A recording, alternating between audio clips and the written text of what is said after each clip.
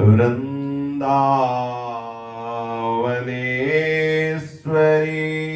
तवैव पदारविन्दम्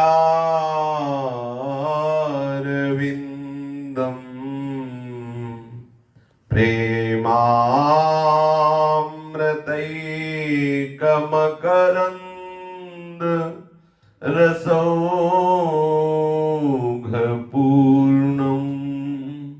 हृद्यर्पितं मधुपते स्मरतापमुग्रं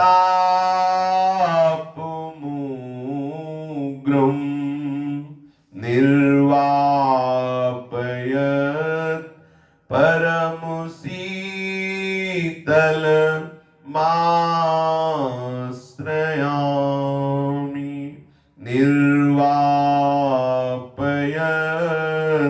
परमशीतलमाश्रयामि। श्रीमद् श्री वृंदावन धाम की जय। श्री वृंदावन श्री वृंदावन श्री वृंदावन श्री वृंदावन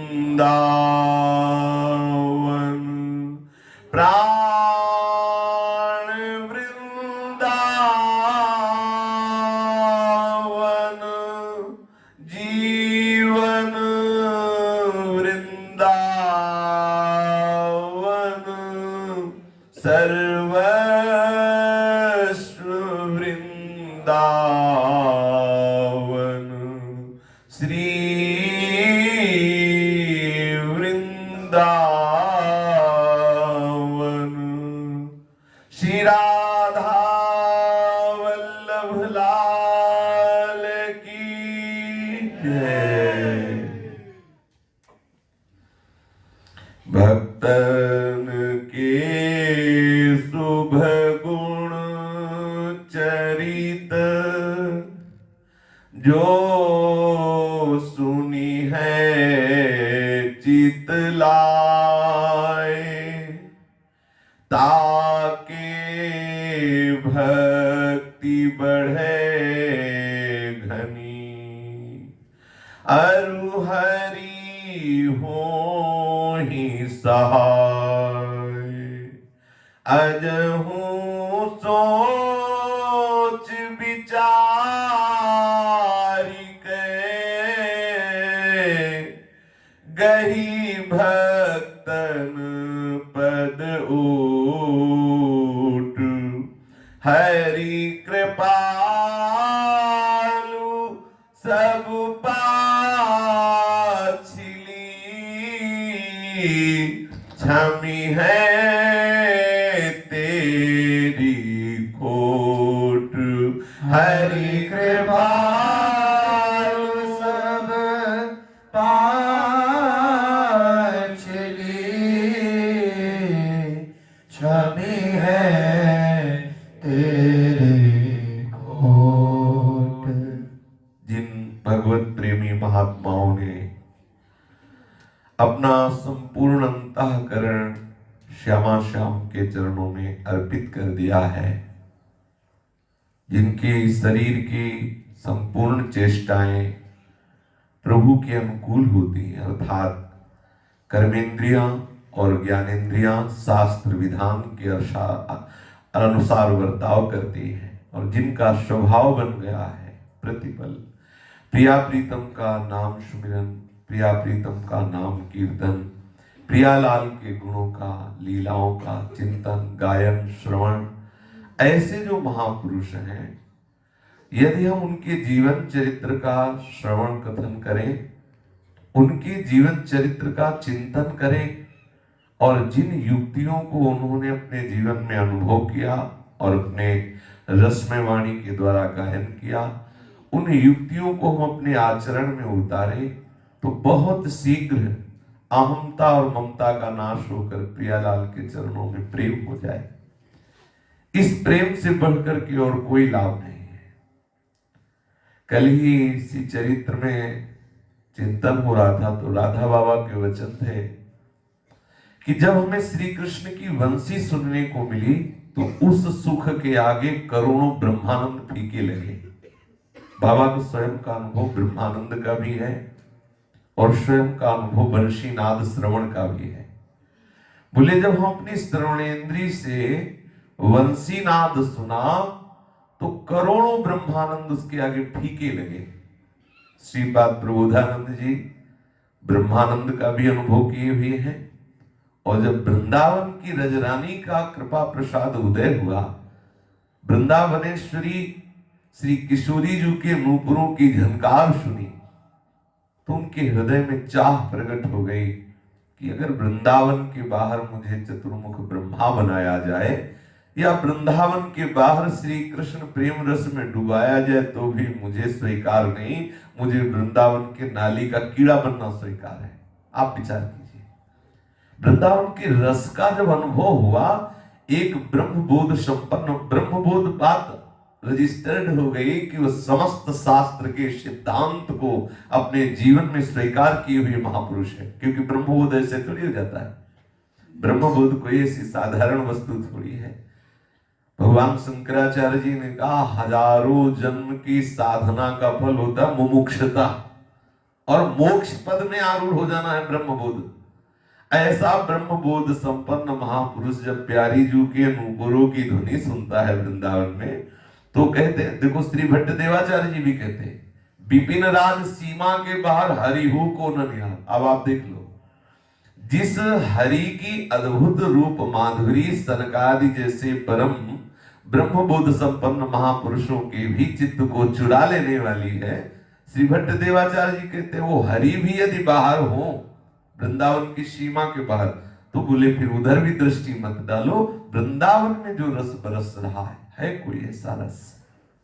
कम से कम हम लोग अपने सौभाग्य की तरफ तो देखें कि प्यारी जू की हमारे ऊपर कितनी कृपा है। हम ऐसे दुर्लभ वृंदावन की रज में वास करने वाले, ऐसे दुर्लभ वृंदावन बिहारिणी बिहारी जू के चरणों की उपासना पद्धति को प्राप्त किए गुरु कृपा से, आचार्य कृपा से। अब हम अपने चित्त को इसमें लगावें, हम विषयानंद को छोड़ें। शरीर सुखों का जब तक त्याग नहीं करेंगे तब तक भागवत राज में प्रवेश नहीं होता। भगवान स्वयं कह रहे हैं कि भोगेश्वर प्रसक्ता नाम दया प्रहत चेतसा व्यवसायत्मिका बुद्धि समाधो न विधीयते। जब तक आपके हृदय में भोग और ऐश्वर्यों के प्रति महत्व है, आपका चित्त सांसारिक भोगों की तरफ अप्रीत है, तब तक आपके हृदय में ऐसा दृढ़ निश्चय भी नहीं हो सकता कि मुझे भगवत प्राप्ति करनी है। महापुरुषों के वचनों का आप चिंतन करें।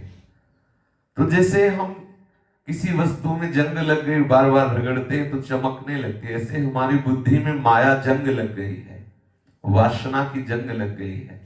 अगर हम बार बार महावाक्यार्थ से विचारिता महापुरुषों के जो अद्भुत रसमय वचन है, सिद्धांत से भरे हुए वचन है, बार बार विचार करें तो हमारी बुद्धि की मलिनता नष्ट हो जाएगी और निर्मल बुद्धि का निश्चय होता है कि हमें इसी जन्म में भगवत साक्षात्कार हो जाए।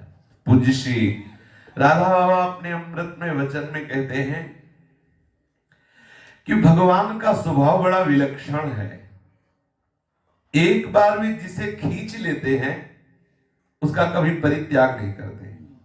पकड़ लो, संतों ने भगवान के स्वभाव को देखा। अपराध हो जाए तो जैसे बालक से गलती हो जाती तो थप्पड़िया दिया, पर बालक तो मेरा ही है, छोड़ थोड़ी देती माँ। जैसे बालक से गलती हो जाए तो बोले ये सब गलती कर दी, 2 थप्पड़ लगाए, लेकिन ये बात कोई दूसरा थप्पड़ लगाने लगे तो आप देखो माँ कितना प्यार करती, पूरा ऐसे ढक लेगी, भले थप्पड़ उसके ऊपर पड़े, भले गलती है लेकिन माँ ढक लेगी। माँ बच्चे को पीटती है तो ये मान के पीटती मेरा बच्चा गलत है पर मेरा बच्चा है, यहाँ क्या कह रहे हैं, यदि अपराध बन गया तो भगवान कहते मेरा भक्त है। जैसे अपराध बन गया जय विजय से, भयंकर अपराध बन गया, सनकादि को रोक दिया। तो देखो क्या कह रहे हैं कि सेवक के द्वारा किया हुआ अपराध स्वामी का ही होता है। आप मुझे क्षमा करें या दंड दें, ऐसे भगवान कर रहे हैं सनकादि के, जिनके दर्शन करने के लिए जा रहे हैं। सनकादि कितना प्यार करते हैं, कहते मेरे पार्षदों के द्वारा किया हुआ अपराध मेरा ही अपराध है। सनकादि के लिए मेरे नहीं बोले, मेरे पार्षदों के लिए मेरे बोले। यदि भक्त से अपराध बन जाता है तो भगवान दंड देने की लीला वैसे ही करते हैं जैसे थप्पड़ जोर से वो आती माँ, और जब नजदीक ले जाती तो धीरे से गिरता है दूर, और हल्ला बहुत जोर का मचाती है, जिससे सामने वाला जिससे अपराध बना वो समझ ले कि माँ बहुत पिटाई कर रही। ऐसे ही ठाकुर जी भी है, अपने जन को पोले दबा करके और ऐसे, और ये मेरा है उस समय पीटते हुए भी माँ के हृदय में रहता नहीं रहता। ऐसे ही दंड देते समय भी भयंकर से भयंकर अपराध बन जाने पर प्रभु अपने भक्त को दंड देने की लीला करते हैं, प्रतिकूलता तिरस्कार अपमान की लीला करते हैं, पर अंदर से कि ये मेरा है इस पर कभी नहीं, चाहे जितना भयंकर अपराध बन जाए। ये मेरी एक प्रार्थना है कि आप ये समझ लें कि प्रभु का स्वभाव बड़ा विलक्षण है, जिसे वे एक बार अपनी ओर खींच लेते उसका परित्याग नहीं करते। ऐसा बहुत से संतों ने अनुभव किया है।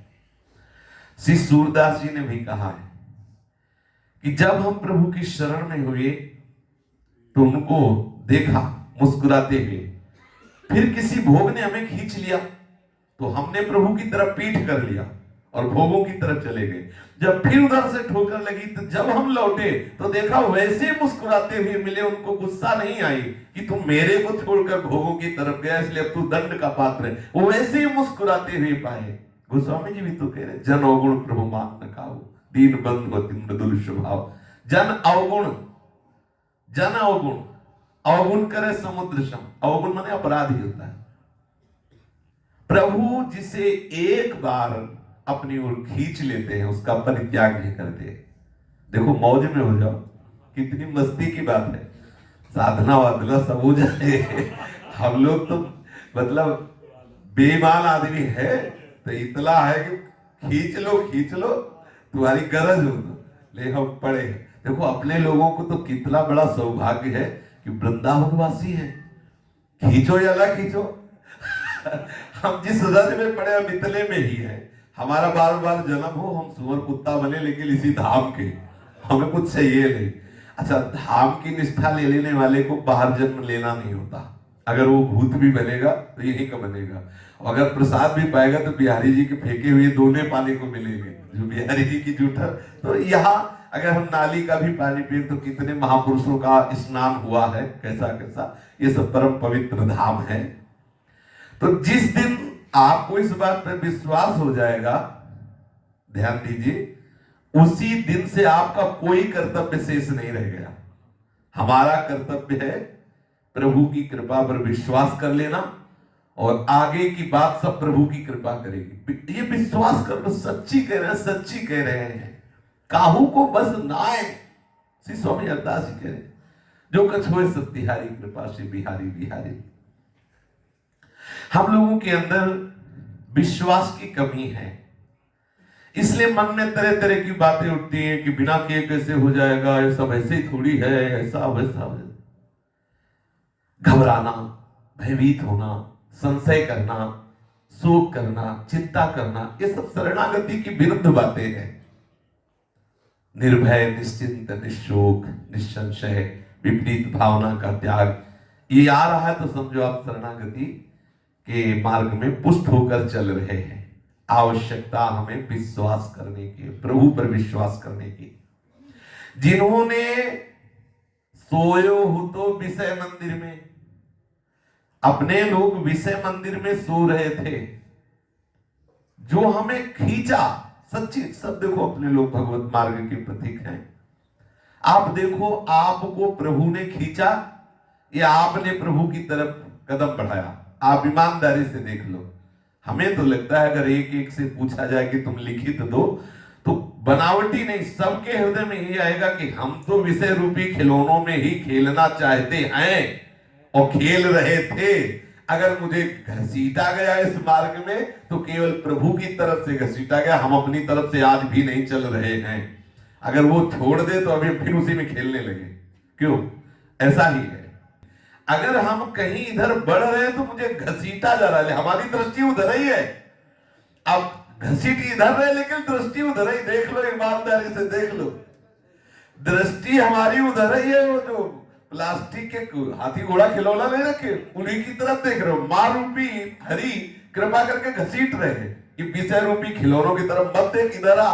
तो चल तो पैर इधर है लेकिन दृष्टि इधर है कि अगर छूट मिल जाए तो एक बार फिर खेल ले। बिल्कुल ऐसी दशा हमारे हृदय की है। जिन्होंने अपनी अहेतु की दया से अपने लोगों को अपनी ओर खींचा है, वो इतने कमजोर नहीं कि हम कुछ पकड़ ले तो हमें खींच न पाए। भाई जैसे कमजोर आदमी खींच रहा है ना तो उसको सहारा देना पड़ेगा, क्यों? जिधर खींच रहा है उधर चलो। और हम लोग उपद्रवी बच्चे हैं। अब हरि रूपी करुणामयी मां घसीट रही, आ तुझे आनंद सिंधु में डूब दे, पर हम सांसारिक भोग सामग्री शब्द स्पर्श रूप रसगंध पकड़ लेते हैं। तो हरि इतने कमजोर नहीं है।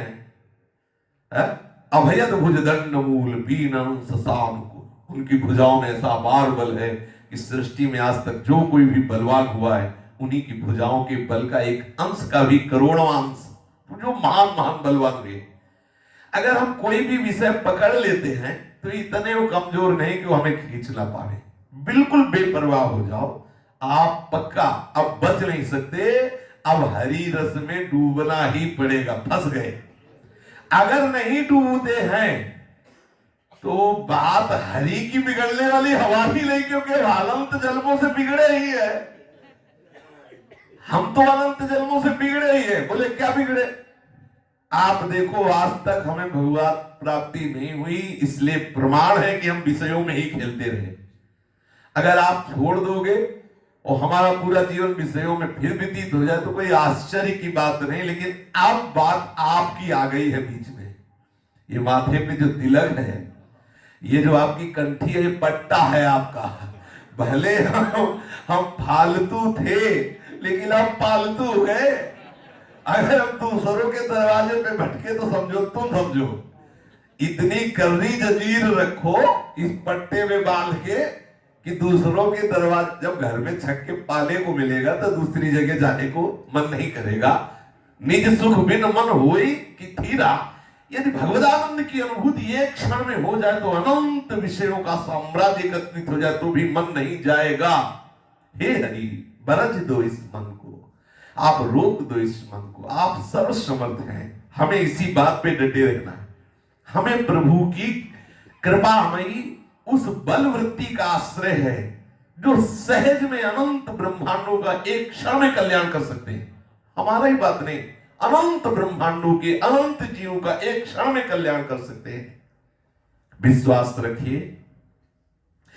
आप नाम मात्र के भक्त हैं तो भी विश्वास रखिए। हम राधा बाबा की बात पर विश्वास करते हैं। हरि की बात समझ में आए कि ना आए पता नहीं, लेकिन जो हरिदास हैं इसलिए हम उनकी बात पर जोर देते हैं कि हरि अपनी बात भले टाल दे, अपनो परण विसार भगत को पूरो परण निभाऊं। ये पक्की बात है। भगवान के परम प्रेमी भक्त जो बात कह देते हैं, हरि अपनी बात को, अपने सिद्धांत को रोककर उस बात को पूरा करते हैं। जिन्होंने अपनी अहेतुकी दया से हमें खींचा, उन प्रभु पर विश्वास करो कि यदि आप नाम मात्र के भक्त हो तो भी आप प्रेम की अनंत धारा में एक न एक दिन जरूर डूब जाओगे। बस पकड़ लो, मुझे खींचा जा रहा है। जैसे कल जूनागढ़ के भक्त ने एकांतिक में कहा कि पूज्य श्री स्वामी शरणानंद जी से किसी ने पूछा कि आप प्रिया प्रीतम श्यामा श्याम को क्या मानते हैं अपना और क्या संबंध है, किस भावधारा में है? तो उन्होंने कहा कि हम श्यामा श्याम के फुटबॉल हैं। शरणानंद जी ने, जिधर श्यामा श्याम चाहते हैं उधर खेलते रहते हैं और मुझे उनका स्पर्श प्राप्त होता रहता है फुटबॉल में। कभी चरण का, कभी कर कमल का, और जिधर वो चाहते हैं उधर मुझे खिलाते रहते। मैं उनका फुटबॉल हूं और वो हमारे खिलाड़ी हैं। कितना सुंदर, कितना सुंदर। जो नाम मात्र का भक्त है वो भी प्रेम की अनंत धारा में एक ना एक दिन डूब जाएगा। क्या करे? डूबने की बाट देखते रहिए कि वो कृपा की बाढ़ आ रही है, मुझे डुबा देगी। आपके जीवन में भी ऐसी ही बात होगी, क्योंकि आपने झूठ से ही सही शरण तो ली है सत्य की, और वो ऐसा भूखा बैठा है आपके लिए। सच्ची मान लीजिए कि आप झूठ से कह दो कि हम आपके हैं तो स्वीकार कर लिया, क्योंकि प्रेम समुद्र है। जो जितना प्रेमी होता है उतना ही प्रेम की भूख होती है उसके हृदय में। हरि प्रेम समुद्र होते हुए प्रेम के उतने भूखे जितने प्रेम समुद्र हैं। इसलिए कोई झूठ से भी कह दे, प्रभु कहते हैं भाव का भूखा हूं, अर्थात प्रेम का भूखा हूं। आप देख लीजिए, कहीं भी देख लीजिए, जिनके श्री चरणों के चिन्ह में इतनी अपार सामर्थ्य है कि जितने भी ऋषि महात्मा तीर्थ ये सब उनकी समानता नहीं कर सकते। इतने महान प्रभु जो नाम जापक हैं, जो प्रभु के आश्रित उनके पीछे पीछे डोलते, उनकी सेवकाई करते। आप जरा सोचो, प्रेम समुद्र सर्व सामर्थ्यशाली भगवान के अनंत पार्षद हैं। माधव दास बाबा के लिए भेज देते एक पार्षद को, लेकिन स्वयं अखिल लोगों के स्वामी उनकी मल भरी लंगोटी धो करके प्रमाणित करते हैं कि हम अपने जनों से कितना प्यार करते हैं। आप बाट देखते रहिए, आप भगवान की शरण में हैं, ये स्वीकार किए है ना। चाहे अपूर्ण भाव से ही शरणागत हो, लेकिन जिनके तुम शरणागत हो वो पूर्ण है, वो तुम्हें दिव्यता जरूर प्रदान करेंगे, तुम्हें दिव्य बना लेंगे। बोलो, कोई परेशानी? भाई हमारी शरणागत में अपूर्णता है, लेकिन हम जिनकी शरण में वो तो पूर्ण है। जब वो खींचेंगे तो अपूर्ण थोड़ी खींचेंगे, वो तो पूर्ण ही खींचेंगे। हम इस बात की कल्पना भी नहीं कर सकते कि वो कितने कृपालु हैं, उनकी शरणागति में कितनी दिव्यता है, जागतिक मन की कल्पना के अतीत है। बस प्रभु की कृपा से ही उस शरणागत वत्सलता का दर्शन होगा। आप निहाल हो जाएंगे। आप निहाल होने की आशा में अपने समय को काटिए कि बस शरणागत वत्सल प्रभु की कृपा आ रही है और मुझे डुबो देगी। किसी क्षण मुझे भगवत साक्षात्कार हो जाएगा उनकी कृपा से। दयामय की शरण ले लेने के पश्चात किसी प्रकार की चिंता नहीं करनी चाहिए। मनुष्य की एक भूल होती है कि वह अपने को शरणागत भगवान का समझता है, साथ ही साथ वो सोचता है कि मेरा भविष्य में क्या होगा। सच्ची बता रहे हैं, जिस दिन पहले दिन घर से भागे थे तो सुबह 3 बजे भागे और लगभग 11 बजे हम एक भगवान शंकर का जंगल में मंदिर था, गंगा के थोड़ा दूर हटके, और घोर जंगल, कोई आसपास गांव नहीं, वहां रुके। इसलिए रुके जाके कि अब यहां से हमें कोई पकड़ नहीं पाएगा। अब जब 12 का समय हुआ तो लगी भूख, याद आई अम्मा की गरम गरम रोटी। मन ने कहा भोजन यहां कौन देगा और कब तक बैठे रहेंगे। भाई अगर कुछ अनुभव हो पीछे का तो पहला दिन और मन में बड़ी उदासी आई। युद्ध शुरू, नहीं घर तो नहीं जाना, चाहे भूखे मर जाए घर तो नहीं जाना। बार बार यूं कि कब तक बैठे रहोगे यहाँ, भूखे कब तक बैठे रहोगे। अभी 1 ही घंटा होगा। एक आदमी आया तो उसने कहा कि ये बच्चा, यहाँ एक सूर स्वामी रहते थे, तुम जानते हो? हम कहा हम तो आज ही आए, हम नहीं जानते। ढक्कन खोला उसने तो लाल लाल दही, गांव में दूध गड़वा में गर्म किए हुए दूध का जो दही होता है वो लाल रंग का, बहुत स्वादिष्ट होता है, बहुत सोंधा होता है। तो ये कितना होगा, लीटर 1.5 लीटर का कमंडल। उनका पी जाओ इसे तुम। हमको हम क्यों पी जाए, थोड़ा पहला दिन था तो शर्म लग रही थी, हम क्यों पी जाए। तो उनका हम लाए थे उन सूर स्वामी के लिए, वो तो है नहीं, अब संत के लिए लाए थे तो घर वापस ले जाएंगे नहीं, तुम पी जाओ। तो उसकी तरफ हेरा मानो प्रश्नवाचक चिन्ह से, हाँ, तो एक लोटा लेके भगे थे घर से, लोटा पीतल का लोटा। हम कहा इसी में डालो, पिया तो छक गए। जो ही हो गया तो शंकर जी से लिपट के रोए कि अब मुझे विश्वास हो गया कि आप हमारे जीवन की यात्रा। अगर उस दिन प्रसाद ना मिलता कुछ पाने को तो पहला पहला दिन तो शायद घबरा जाते, हो सकता है कि वापस चलने का विचार आ जाता। तो प्रभु कितने कृपालु हैं कि आप उनकी दया पर विश्वास कीजिए। उनकी दयालुता प्रतिपल है, प्रतिपल वो संभाल रहे हैं। पर हम क्या है कि हमें सोचने लगते हैं कि भविष्य में मेरा क्या होगा। जीव ही घर से निकले थे, अभी कुछ ही 10-5 मिनट हुए थे, 3 प्रश्न आए थे। तुम्हें भोजन कौन देगा, तुम रहोगे कहां, तुम्हें जीवन की आगे की बात कौन बताएगा, कैसे चलना है, कहां जाना है, क्या करना है। एकदम रुके, हम एकदम रुके।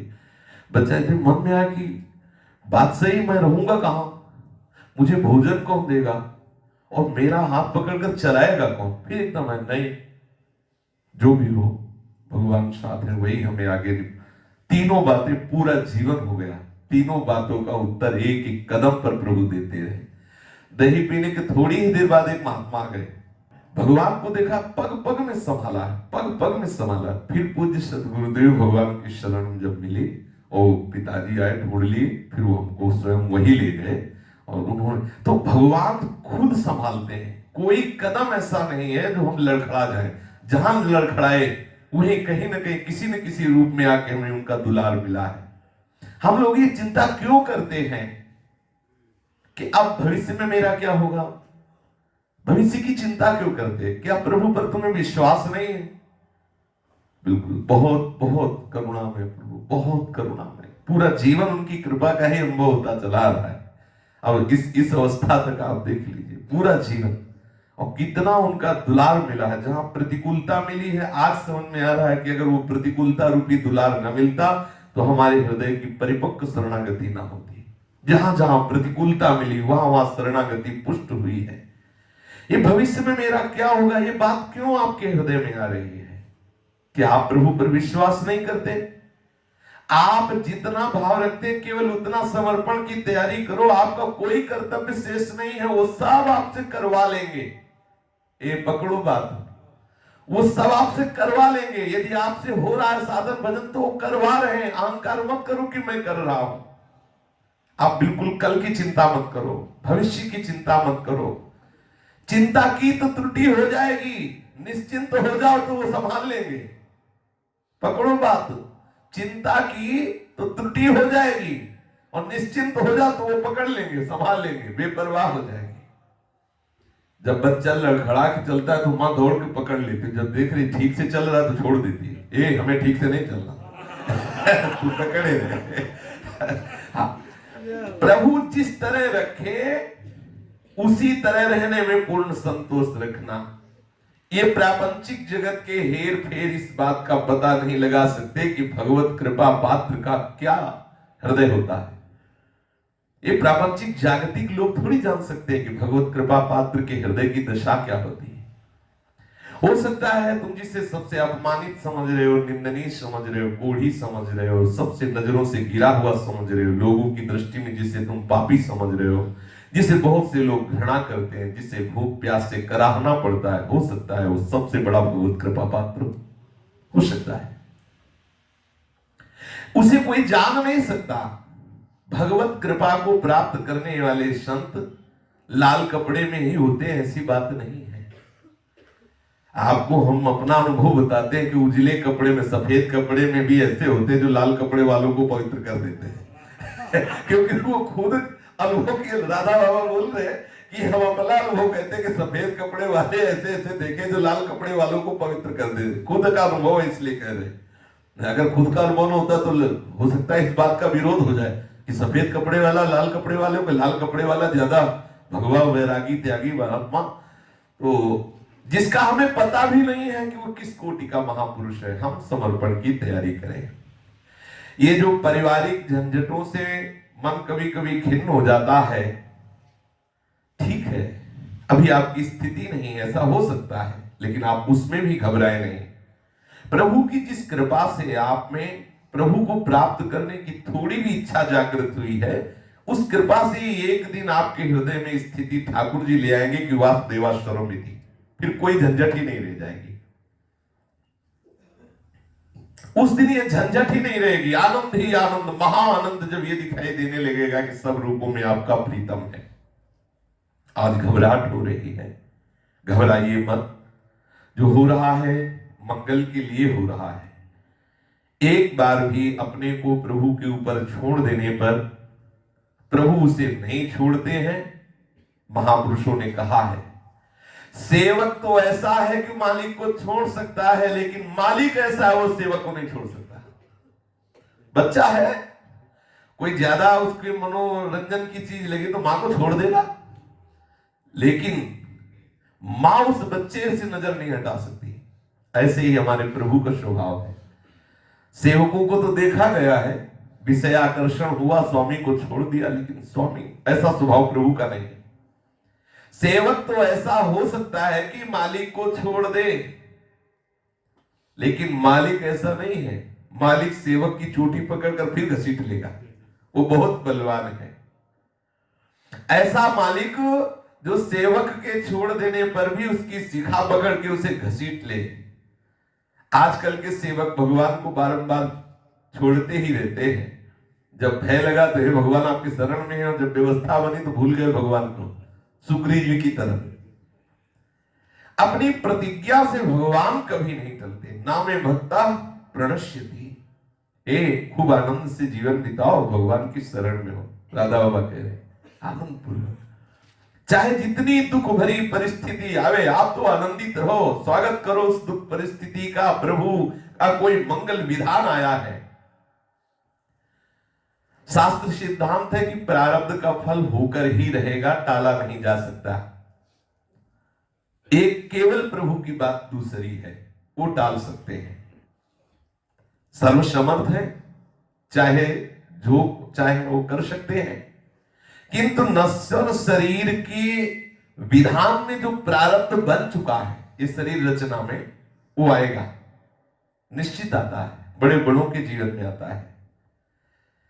अब इस नश्वर शरीर के उस आए हुए प्रारब्ध को मिटाने के लिए जो भजन का प्रयोग करना चाहता है वो अल्पज्ञ है, बेचारा है।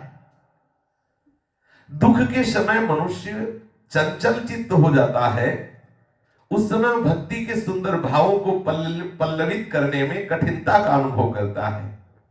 परंतु जो बुद्धिमान है, विवेकवान है, वो कठिन से कठिन विपत्ति पर अपनी निष्ठा पुष्ट करता है।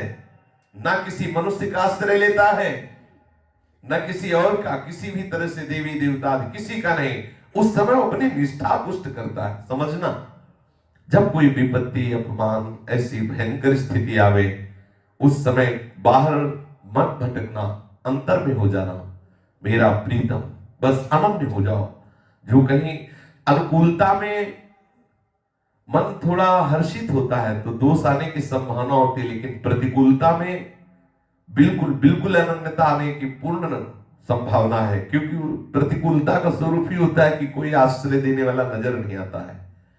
अगर कहीं तुम्हारा मन बाहर आश्रय लेने के लिए तड़प रहा है या जा रहा है या कुछ, तो आप समझो भी आपकी शरणागति में बहुत कलंक है। जब कभी प्रतिकूलता में बैठ जाओ और निष्ठा में, निष्ठा मेरा प्रभु है, आप सच्ची मानिए, विश्व का सबसे बड़ा डॉक्टर आपके पास भेज दिया जाएगा। विश्व की मानी हुई औषधियां आपके पास आ जाएंगी। कौन सी ऐसी बात है जो हमारे प्रीतम के इशारे में ना हो, और आप अपने प्रीतम की निष्ठा में बैठे, सब हो जाएगा। आप दूसरी ओर मुख ना करें, दूसरी ओर दौड़े ना, दूसरी की ओर दृष्टि ना दें, आप केवल अपने प्रीतम की शरण में रहें, आप फिर चमत्कार देख लीजिए।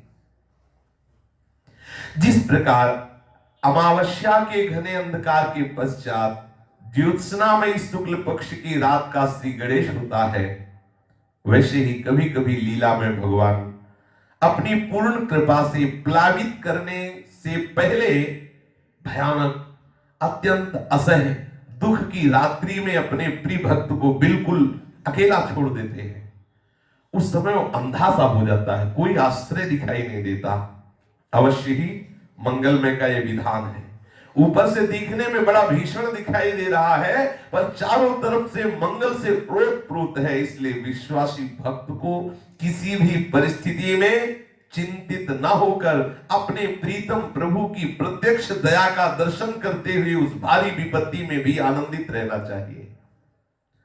जहां तक आपके जीवन के संबंध में चिंतन होता है तो मालूम पड़ता है कि दया में प्रभु अब तक जितनी कृपालुता से आपके जीवन को उन्नत बनाते आए हैं, यदि आप उनकी कृपा का स्मरण करें तो अभी आप मुग्ध हो जाएंगे। उनकी कृपा सबके ऊपर है। हमारे आचरण और प्रभु की कृपा दोनों को आप देखिए तो अभी मुग्ध हो जाएंगे कि आप हृदय से पुकार उठेंगे कि हमारे ऊपर बहुत कृपा है, और ये सिर्फ कृपा है, मेरे अगर आचरणों का फल मिले तो ये नहीं होगा। ये दृढ़ धारणा है कि किसी न किसी दिन, आज नहीं देख पा रहे हैं लेकिन किसी न किसी दिन आप अपने जीवन में जब प्रभु की कृपा को देखेंगे ना तो आप निहाल हो जाएंगे। आज ही देख लो, क्यों जलो, आज ही देख लो कि हमारे ऊपर बहुत कृपा है। सार रूप में इतना समझ लीजिए कि कोई भी परिस्थिति आपके जीवन में आ रही है, आपको घबराना नहीं है, आपको किसी की तरफ मुख नहीं देखना, अर्थात किसी की तरफ आप मुख मत कीजिए। प्रभु वो परिस्थिति अपनी ओर खींचने के लिए भेजा है। आप खींचो प्रभु की तरफ, सदा सर्वदा सब ओर से हटकर प्रभु की तरफ चलो। उस परिस्थिति को प्रणाम करो, विश्वास करो कि आपके लिए भेजी गई वो परिस्थिति आपके लिए मंगल विधान है। ये समझने के लिए आप अपनी जीभ से अधिक नाम जप कीजिए। एक बात पकड़ लो, आपके सच्चे मित्र, निस्वार्थ मित्र केवल प्रभु है। प्रभु के नाम को न भूले, फिर सब कुछ प्रभु आपको अनुभव करा देंगे। मुझे तो यही जान पड़ता है कि यदि मनुष्य अधिक से अधिक भगवान नाम पर विश्वास करता जाए तो प्रतिपल आगे अपने लक्ष्य की तरफ बढ़ता जाएगा। ये केवल मेरी ही प्रतीति नहीं है, ये एक बड़ा सिद्धांत है, और आज तक जितने बड़े बड़े संत हो गए हैं प्राय सभी ने इसका समर्थन किया है। प्रभु के नाम का ऐसा महिमा में गुण है, प्रभु में वो श्रद्धा उत्पन्न करा देता है। नाम जब से प्रभु में विश्वास होने लगता है, स्वाभाविक नाम की ऐसी महिमा गाई गई है कि वाणी से बतलाना कठिन है। भगवत प्रेम की प्राप्ति अर्थ, धर्म, काम, मोक्ष इन चारों पुरुषार्थों की अपेक्षा अत्यंत उत्कृष्ट एवं पंचम पुरुषार्थ मानी जाती है, और ये नाम जापक उस महाप्रेम में डूब जाएगा। सुलभ करा देता है नाम जप भगवत प्रेम को। ये बात उन संतों के द्वारा समर्थित की गई है जो भगवत प्रेम को प्राप्त करके कृतार्थ हो चुके हैं। जैसे जैसे नाम जप आप करेंगे, जैसे जैसे दिन बीतते जाएंगे, वैसे वैसे नाम आपके हृदय में जो वस्तु प्रदान करेगा तो आपको खुद दृढ़ विश्वास हो जाएगा। किसी को प्रमाणित नहीं करना पड़ेगा कि नाम का ये प्रभाव है। प्रभु के नाम से बढ़कर कोई दूसरी महामहिमामयी शक्ति नहीं है, साधन नहीं है, कृपा नहीं। नाम चल रहा, आपकी जिह्वा में साक्षात प्रभु विराजमान है। इसलिए प्रत्येक व्यक्ति से मैं प्रार्थना करता हूं, पूज्य राधा बाबा कह रहे हैं, आप नाम जप कीजिए। देखें, नाम जप का फल कभी कभी तुरंत देखने में नहीं आता, किंतु एक न एक दिन ये नाम आपको नामी से मिलाकर छोड़ देगा। ये बात ध्रुव सत्य है। जहां तक बने, चाहे जो भी भाव हो, सकाम हो, निष्काम हो, चाहे जैसी आपकी वृत्तियां क्यों न हो, अधिक से अधिक आप नाम जप कीजिए। विनय पत्रिका में एक पद की अंतिम दो पंक्तियां हैं कि सकल अंग पद विमुख नाथ, मुख नाम की ओट लई है। सकल अंग पद विमुख नाथ, मुख नाम की ओट लई है। तुलसी परतीति को प्रभु मूर्ति कृपा मई है। तुलसी परतीति एक प्रभु मूर्ति कृपा मई है। श्री गोस्वामी तुलसीदास जी कह रहे हैं, इनके वचन मिथ्या नहीं हो सकते। प्रभु मूर्ति कृपामयी है और एकमात्र मुख नाम की ओट लई है। दो बातें, हमें सदैव भगवान की कृपा पर विश्वास करना है कि प्रभु की कृपा से सब ठीक हो जाएगा। दूसरी बात, हमें अपनी जिह्वा से कभी नाम नहीं छोड़ना। ये दो बातें पकड़ ले, महामंगल में प्रभु पर विश्वास और जिह्वा से नाम जप, सब कुछ हो जाएगा। आप देख लीजिए, आपके सामने आनंद की परिस्थितियां नाचने लगेंगी, दसों दिशाएं आनंदमयी हो जाएंगी। प्रभु में विश्वास की कमी के कारण, दूषित वातावरण का असर पड़ने के कारण, पूर्व के संस्कारों के कारण बहुत बार हम लोगों के मन में ये बात सुनने पर भी नाम में रुचि नहीं होती, और शरीर की चिंता, परिवार की चिंता आदि आदि ये सब भर जाती है चित्त में। अभी महिमा सुनी नाम की, ऐसा लगता है नाम जब करें, लेकिन पूर्व संस्कार, समाज का दूषित वातावरण और विश्वास की कमी, इन सबके कारण हमारे चित्त में सांसारिक चिंताएं घेर लेती हैं। उस समय जगत का महत्व होता है, प्रभु के नाम का महत्व अंतर ध्यान हो जाता है। ये प्राय ऐसा ही हो रहा है, हम सुन रहे हैं, सुनते ही लगता है खूब नाम जप करना, प्रभु पे विश्वास करना, निश्चिंत रहना, कोई चिंता नहीं करनी। और जहां सत्संग से बाहर हुए तो हमारे हृदय में वातावरण का प्रभाव बदलते ही ये सत्संग का वातावरण हटा, जहां लोक वातावरण हुआ, तो विश्वास की कमी के कारण, पूर्व संस्कारों के कारण हमारे हृदय में नाम का स्मरण करने की जो बात आई थी वो छूट जाती है। फिर हम उसी प्रपंच के चिंतन में फंस जाते हैं। जगत का महत्व प्रभु की अपेक्षा अधिक हो जाता है। जागतिक चिंता तभी आती है जब प्रभु का नाम छूट जाता है, नाम के प्रति महत्व गौण हो जाता है, जगत की वस्तु, व्यक्ति ये सब प्रधान हो जाते हैं। इसलिए खूब सावधान रहिए, एक क्षण के लिए भी प्रभु गौण ना होने पावे। आप विश्वास रखें, जैसे जैसे महत्व बुद्धि नाम पर, प्रभु पर होती जाएगी, जैसे जैसे आपका उद्देश्य प्रभु की प्राप्ति क्या होगा, वैसे वैसे सारी चिंताएं हटती चली जाएंगी। एक बात है, साधन मार्ग में खास बात है, किसी भी परिस्थिति में रहे प्रभु की शरण में है, ये ना भूलें। ध्यान दीजिए, साधन मार्ग में खास बात है, अगर भजन भी नहीं हो रहा, विषय प्रपंच में फंस गए, उस समय भी याद रखिए आप शरणागत हैं, आप प्रभु की शरण में हैं, आपका नाश नहीं हो सकता। नामे भक्ता प्रणश्यति। कोई भी जागतिक चिंता आपको परास्त नहीं कर सकती, क्योंकि आप प्रभु की शरण में हैं।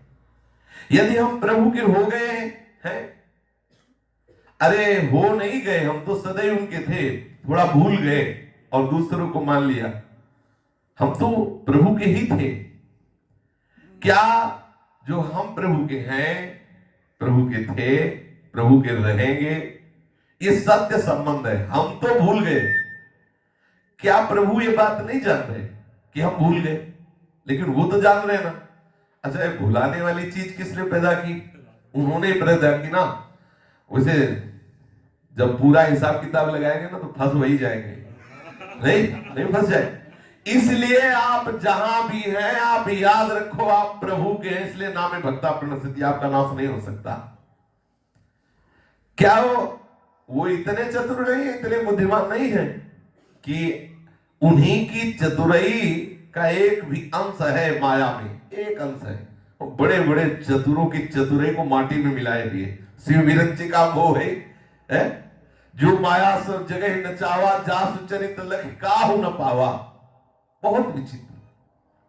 क्या प्रभु जो एक अंश मात्र में माया को इतनी सामर्थ्य दिए, वो मायाधीश प्रभु क्या दया करके मेरी संभाल नहीं करेंगे क्या? अरे उन्हीं की तरफ से सच्ची संभाल है। तुम मूर्खतावश उन पर कहीं अविश्वास न कर लेना, कहीं ऐसा न सोच लेना कि प्रभु हम जैसों को कैसे स्वीकार कर सकते हैं। कोटि विप्र बदला गए जाहु। अगर ये बातें बार बार सुन के आप अपने चित्त पे धारण करोगे ना तो आनंदित रहोगे, सच्ची मानिए आनंदित रहोगे। मुकदमा हमारे पक्ष में ही होगा, जीत हमारी ही होगी, पक्का समझो, पक्का समझो। थोड़ी देर भयावह दृश्य आएंगे, घबराना नहीं, वो भयावह दृश्य केवल आपको पुष्ट करने आएंगे। अगर आप तो गड़बड़ हो जाएगा, आश्रय इन्हीं का लेना है। देखो, कभी भूल से भी स्त्री, पुत्र, परिवार, धन, मान, प्रतिष्ठा, इज्जत, इनकी तरफ जो तुम्हारा मन खींच रहा है खींचने दो, लेकिन इनका आश्रय मत ले लेना, आश्रय प्रभु का रखना, ध्यान रखना। ये बहुत सूक्ष्म बात है। ये भगवान की माया से मान लो स्त्री में चित्त खींच रहा है, या स्त्री का पुरुष में खींच रहा है, पुत्र परिवार धन मान प्रतिष्ठा इज्जत यही है, इतने में ही आकर्षण होता है। मूल मूल केंद्र यही है, और तो सब घूम के देखो। मन खींच रहा है, खींचने दीजिए, लेकिन आप उस समय भी ये ठसक रखिए कि मैं प्रभु का हूं। देखते हैं कि माया मुझे परास्त करती है, प्रभु मुझे विजय दिलाते हैं। और आप देख लीजिए, जो दृश्य सामने दिखाई देगा उसकी सत्ता नहीं, लेकिन प्रभु की सत्ता है, विजय आपकी होगी। वो कह रहे हैं नामे भक्ता प्रणश्यति, उनके वचन सत्य होंगे। पक्का मान लीजिए, विश्वास कर लीजिए, किसी भी परिस्थिति में हमें विश्वास नहीं छोड़ना है। मैं प्रभु का हूं। सारे जगत की संपूर्ण दया इकट्ठी कर दी जाए तो हमारे करुणा में प्रभु की दया के एक बूंद के करोड़ों में हिस्से के बराबर भी नहीं है। ऐसा दया समुद्र हमारा प्रभु है। फिर हमारा कौन अमंगल कर सकता है? कभी भी नहीं, कोई हमारा मंगल नहीं कर सकता। हमारा सब कुछ प्रभु का है। जब प्रभु का है तो देखते हैं किसकी ताकत है कि अमंगल कर जाए। बिल्कुल सच्ची बात है, सच्ची बात। बहुत बार ये चर्चा सुनाई है कि एक भेड़ चराने वाला, बकरी चराने वाला बकरियों को जंगल में ले गया, और वहां एक बकरी हरी हरी कोप चुनने की धुनी में भूल गई। उसका परिकर पूरा बकरियों का वो चरवाहा लेके चला गया। अब जब उसे सुध आई तो दिखाई दी कि संध्या हो गई, और उसने कहा हमें तो भेड़िया खा जाएगा, सिंह खा जाएगा, बहुत से खाने वाले जीव। उसने भयभीत होकर के विचार किया कि मैं अब कहां भाग के जाऊं। तो सामने एक नदी दिखाई दी, उसने सोचा पानी पी लेते फिर विचार करते हैं। तो वहां जाके पानी पिया तो देखा एक बहुत गहरा पंजा बना हुआ था। उसने सोचा ये किसी जोरदार पशु का पंजा है। बैठ गई, इतने में भेड़िया आया। भेड़िए की तो लाल टपक गई बकरी को देख के। बकरी ने कहा पंजे की तरफ देख, ये मुझे यहां बैठाल गया। भेड़िए ने देखा कि पंजा तो शेर का, वो भाग गया। बकरी ने सोचा है कुछ जादू इस पंजे में। अब तो जो आता है उस पंजे के बल से खूब गुर्रा के बोलती कि देखो ये पंजा ऐसा। रात्रि के समय शेर को गंध लगी बकरी की, तो शेर भी आया। शेर से बकरी ने कहा होश में। शेर ने सोचा ऐसा इसमें कौन सी दम है कि कह रही होश में। उसने कहा इस पंजे को देख लो। शेर ने देखा पंजा तो मेरा है। बोले इसकी दम से संध्या से अभी तक किसी ने हमारे रोए को भी नहीं छोड़ा। इस पंजे की देख लो, इसकी हम शरण में हैं। शेर ने कहा सच्ची बात?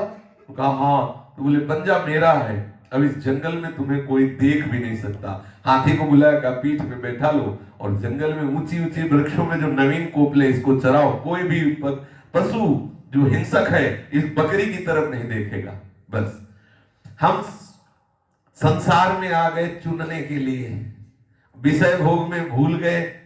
जो हमारा निज परिकर है, आए मिले परिवार अपने हरि हंसकंठ लगायो, अब यहां भूल गए। अब यहां एक से एक भयावह काम क्रोध लोभ मोह मद मत्सर सब भेड़िए ही है, और ये प्रतिक्षण हमें खाने के लिए तैयार है। और सबसे जोरदार पंजा है। इस जंगल का राजा कौन? जैसे जंगल का राजा शेर, ऐसे संसार रूपी जंगल का राजा हरि। हरि के चरण रूपी पंजे का आश्रय ले लो, चाहे जिसको चाहो भयभीत कर दे। देख लो, कोई भी काम क्रोध लोभ मोह मद मत्सर कोई भी ऐसा नहीं जो हरि चरण आश्रित को परास्त कर सके। और जिस दिन हरि को पक्का अनुभव तुम्हारे हृदय में गया कि चरणों पर दृढ़ विश्वास, और हरि का जिस दिन ये संबंध आपके हृदय में स्थापित जो हुआ वो अनुभव हो जाएगा, तो आप देखो कि विश्व में जितनी नई नई कोपले हैं ना, वो सब आपको चुनने को मिलेंगी। और कोई भी हिंसक जीव आपकी तरफ देखेगा नहीं। महामोद इह परलोक सकल सुख पावत मेरी सो भैया कृष्ण गुण संच। बहुत बड़े पंजे का आश्रय ले लिया। अब इस संसार में कोई भी हमें समझिए आए शरण ते डरत ना काल डर। पूज्य श्री राधा बाबा कह रहे हैं कि आप प्रभु की शरणागति पर ध्यान दीजिए। प्रभु आपको जैसा रखना चाहते हैं आप रहिए। यदि आपका आकर्षण हो रहा है स्त्री पुत्र परिवार धन मान प्रतिष्ठा इज्जत आदि, आप चिंतित मत होइए। आप उस समय भी सोचिए, मैं प्रभु के आश्रित हूं, मैं प्रभु के चरणों का सहारा ले चुका हूं। क्या मुझे ये सांसारिक माया मुझे परास्त कर सकती है? मायाधीश प्रभु की शरण में होने पर भी यदि ये परास्त कर सकती है तो फिर मुझे कौन बचा सकता है? मुझे दृढ़ विश्वास होना चाहिए कि माया, और सही बात पूछो, माया है नहीं, केवल जादू का तमाशा दिखाई देता है नहीं, पक्का। ये जो भयावह दृश्य है, ये स्वप्निक दृश्य है नहीं। और सब कुछ ये आपको समझ में आ जाएगा, आप नाम जप करते रहिए, प्रभु का आश्रय लीजिए। मैं आपको अपने हृदय की बात बताता हूं, किसी भी स्थिति में घबराइएगा नहीं। प्रभु की कृपा पर विश्वास करके, प्रभु की शरणागति को स्वीकार करके नाम जप करते रहिए, फिर आप देख लीजिए। पूज्य श्री राधा बाबा के जीवन चरित्र का कथन श्रवण करते हैं। बाबा के हृदय में श्री भाई जी महाराज की कृपा से दृढ़ निश्चय हो गया कि अब मुझे वृंदावन नहीं जाना। वृंदावन का साक्षात स्वरूप जिन भाई जी के हृदय में प्रकाशित है, मुझे सदैव जीवन में इनके साथ रहना। दृढ़ संकल्प कर लिया कि या तो मुझे भाई जी से मृत्यु दूर कर सकती है, या भाई जी प्रसन्नता पूर्वक मुझे आदेश कर दे कि वृंदावन जाओ, तो नहीं, जीवन में कभी हम भाई जी से अलग नहीं होंगे। बाबा में श्री भाई जी महाराज ने एक बात देखी कि बाबा नियम के बड़े पक्के, और जिस बात को बताया जाए उसमें तन्मयता धारण। तो भाई जी को लगा कि ऐसा महापुरुष यदि भगवत प्रेम के मार्ग में चलेगा, मोहन मादन आदि दिव्य भावों को प्राप्त हो जाएगा। इसलिए सर्वतोभाविन भाई जी के हृदय में था कि एकांत प्रेम मार्ग के ये पथिक बने। भाई जी चाहते थे कि बाबा को माया की छू भी न सके। बाबा जब अपने जन्म स्थान से अपनी मां से मिलकर के अंतिम विदाई लेकर गोविंद भवन कार्यालय में भाई जी से मिले, उन दिनों गोविंद भवन सत्संग का गढ़ था। वहां प्रतिदिन प्रातः, सायं एवं मध्याह्न 3 बार सत्संग हुआ करता था। तो आयोजकों ने देखा कि बाबा आ गए। बाबा की बहुत सुंदर प्रवचन शैली थी। सायंकालीन बिना बाबा से पूछे प्रवचन रख दिया बाबा का कि बाबा आए हैं, बाबा बोलेंगे। बाबा कुछ बोल नहीं सके कि आज आया हूं तो सायंकाल कुछ न कुछ भगवत चर्चा कर ही दूंगा। प्रवचन करने जा रहे थे तो भाई जी आ गए। भाई जी फिर विनोद के वचन में बोले, अच्छा स्वामी जी आ गए और आप प्रवचन करने जा रहे हैं? तो बाबा एकदम सकपका गए। मतलब भाई जी का पूछना, बाबा एकदम और रुक करके भाई जी महाराज से कहा कि महाराज आप मेरी मन की दुर्बलता जानते हैं, मेरे भीतर से बिल्कुल रुचि नहीं कि मैं सत्संग करूं, पर इन सेठ जी का एक भाव, मैं मानता हूं कि सेठ जी ज्ञान की चतुर्थ भूमिका में प्रविष्ट हुए ज्ञानी संत हैं। मैं हृदय से उनका सम्मान करता हूं और उनकी बात भी मैं काटना नहीं चाहता। और वो हट पकड़े हैं कि 22 घंटे भजन साधन करो, 2 घंटे प्रवचन करो। श्री भाई जी ने कहा कि ये तो आपका निर्णय है, परंतु जो मैं रोक देता हूं या कह देता हूं उस बात को समझिए आप। मैं आपका जीवन श्रीमद् भागवत के 10वें स्कंद के इस श्लोक के अनुरूप देखना चाहता हूं। आप प्रचार प्रसार में लगेंगे, ये सुकरी विष्ठा जो प्रतिष्ठा है, ये कहीं आपको छू जाए, ये मुझे पसंद नहीं होगा। मैं चाहता हूं या दोहने अवहनने मथनोपलेप प्रेंखिंखनार भरुदितो क्षणमार्जनादो गायन्ति चैनमनुरक्त धियो श्रुकंठ्यो धन्या ब्रज स्त्रिय उरुक्रमयान चित्ता। भाई जी महाराज श्री बाबा से बोले कि मेरी इच्छा है कि आपका जीवन इस तरह होना चाहिए। क्या ब्रज की गोपियां धन्य है जो निरंतर श्री कृष्ण में लीन चित्त प्रेम भरे हृदय से अश्रुपात करती हुई गदगद कंठ से प्रभु की लीलाओं का गान करती रहती है। वो दूध दूहते समय, दही मथते समय, धान कूटते समय, घर लीपते समय, बालकों को झूला झूलाते समय, रोते हुए बालकों को चुप कराते समय, उन्हें नहलाते धुलाते समय, घरों को झाड़ते बुहारते समय, कहां तक कहें सारे काम काज करते समय श्री कृष्ण के गुणगान में मस्त रहते। आंखों में आंसू है और मुख में श्री कृष्ण गुण है, नाम है, हृदय में श्री कृष्ण ध्यान है। ऐसा बाहर से ये चेष्टाएं हो रही, लीपना, बुहारना, गाय का दूध दूहना, दही मथना, धान कूटना, बालकों को झूला झुलाना, ये सब। श्री भाई जी महाराज बोले कि आप मेरी एक बात मान लीजिए, आप प्रवचन करना सदा सदा के लिए बंद कर दीजिए। सेठ जी चाहे जितना प्रबल आग्रह करें, पूज्य श्री जयदयाल जी, आप उनकी सभी बात मानिए, परंतु ये बात बिल्कुल नकार दीजिए, आप प्रवचन मत कीजिए। मुझे दिखाई दे रहा है आपका सर्वांगीण परम मंगल प्रवचन ना करने में। आप इस धरा में आए हैं भाव की ऊंची से ऊंची अवस्था में निमज्जित होने के लिए।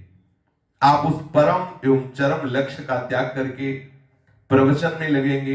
ये प्रतिष्ठा रूपी सूकरी विष्ठा आपकी उस महा स्थिति में पहुंचने के लिए बाधा कर दे, अवहेलना कर दे, ये मैं नहीं चाहता। भाई जी ने ऐसा कहा। बाबा ने पूछा तो मैं प्रवचन करने नहीं जाऊं?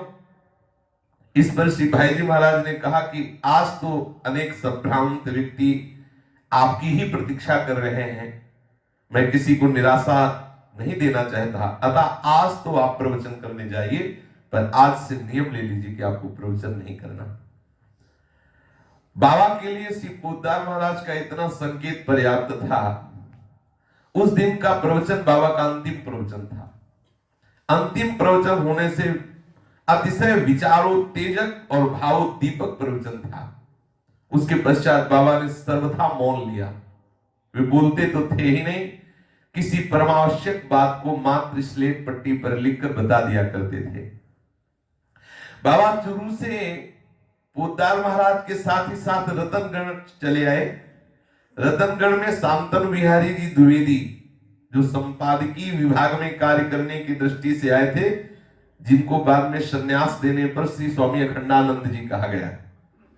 अखंडानंद सरस्वती नाम से विख्यात हुए। ये श्रीमद् भागवत के प्रकांड पंडित थे। श्रीमद् भागवत का हर एक श्लोक इनको कंठस्थ था। सप्ताह कथा में कोई ऐसा श्लोक नहीं जिसको ये स्पर्श न करते हो, मतलब पूरी भागवत। इन दिनों ये श्री चिम्मन लाल गोस्वामी जी के यहाँ भागवत कथा सुना रहे थे। श्री सेठ जी चुरू में ही रुके हुए थे। श्री सेठ जी चाहते थे कि बाबा उनके साथ चल पड़े। अच्छा, ये बात किसी को पता नहीं चली कि बाबा ने संकल्प ले लिया है गंगा में खड़े होकर भाई जी के साथ रहने का। सेठ जी ऊपर से तो भक्ति का प्रचार करते थे, लेकिन अंदर में ब्रह्म ज्ञान की चौथी भूमिका में हर समय रहते, पूज्य श्री जयदयाल जी। और वो ये चाहते थे कि बाबा भी चौथी और पांचवी भूमिका ज्ञान की प्राप्त करके ब्रह्मानंद में मगन हो, सेठ जयदयाल जी का। इसीलिए वो गीता प्रचार पर अतिशय आग्रह करते। सेठ जी ने कई व्यक्ति भेजे चुरू से रतनगढ़ बाबा को बुलाने के लिए। पहले एक व्यक्ति आया, बाबा ने बहाने से वापस कर दिया। फिर दूसरा व्यक्ति आया, फिर तीसरा आया, चौथा आया, फिर स्वयं सेठ जी आए बाबा को लेने। अच्छा, ये किसी को पता नहीं कि बाबा ने संकल्प ले लिया, नहीं तो ऐसा हठ ना करते। अब सोचो कितना मुश्किल है। और भाई जी इतने गोपन स्वभाव के हैं कि ये बात ना भाई जी कह सकते हैं और ना बाबा कह सकते हैं। और कितना ये भाव है भाई जी का भी जयदयाल जी के प्रति और बाबा का भी, और बार बार मना करना। अब स्वयं श्री जयदयाल जी आए। बाबा तो गंगा को साक्षी करके श्री पोद्दार महाराज के साथ जीवन व्यापी संबंध जोड़ चुके थे, और ये बात कोई जानता था नहीं। परंतु एक सिद्ध संत की रुचि को कैसे टाले, ये बात भी उनके लिए अति विकट दुविधा उत्पन्न कर रही थी। संदेश वाहकों को तो बाबा किसी न किसी बहाने से टालते रहे। अंततः बाबा को साथ ले जाने के लिए स्वयं श्रेष्ठ श्री जयदयाल गोयनका जी चुरू से रतनगढ़ आए। अब तो बाबा का धर्म संकट सीमा के पार हो गया। क्या कहें, कैसे बोले। सेठ जी स्वभावतः ही बाबा के लगातार उपेक्षा करने से क्षुब्ध हो गए थे। अतः उन्होंने किंचित रुष्ट भाषा में बाबा के पास आके कहा कि मैं तो अमुक ट्रेन से जा रहा हूं, चलना हो तो आप आइए, चलिए।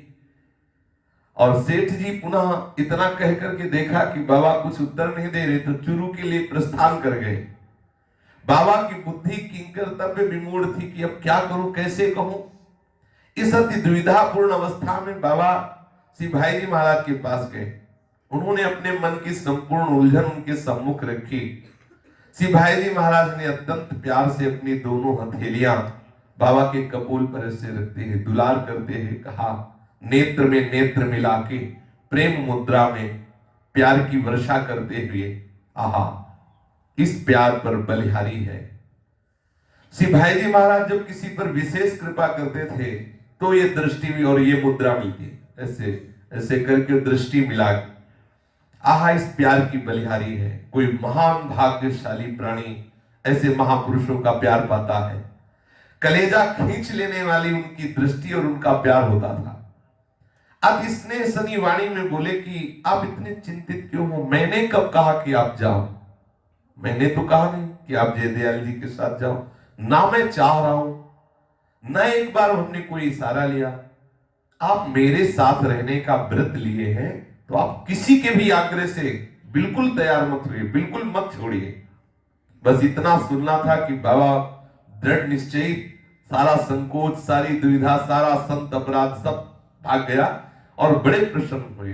बाबा की मानसिक उलझन तो दूर हो गई, परंतु अभी भी उन्हें सेठ जी का सर्वथा नकारात्मक उत्तर देने का साहस नहीं हो रहा था।